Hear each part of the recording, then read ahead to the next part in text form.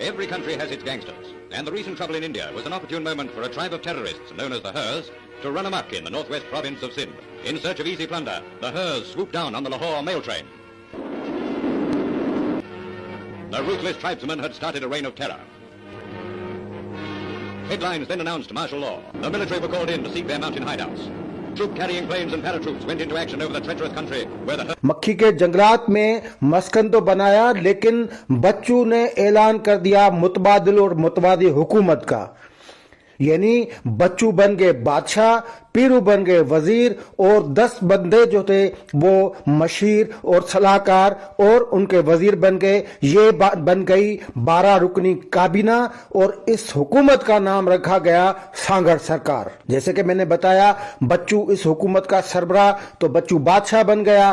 पीरू वजीर आजम था तो उसको पीरू वजीर, उसका नाम था पीर बख्श वसान, लेकिन उसको कहा गया पीरू वजीर। इस तरह बाकी जो 10 अरकान थे, उन अरकान में कुछ जो किनको मुख्तलिफ महकमे दिए गए, ये बाज़ाब्ता तौर पे उन्होंने सांगड़ के मक्खी का जो जंगलात वाला इलाका था उसमें जो सांगड़ सरकार कायम की।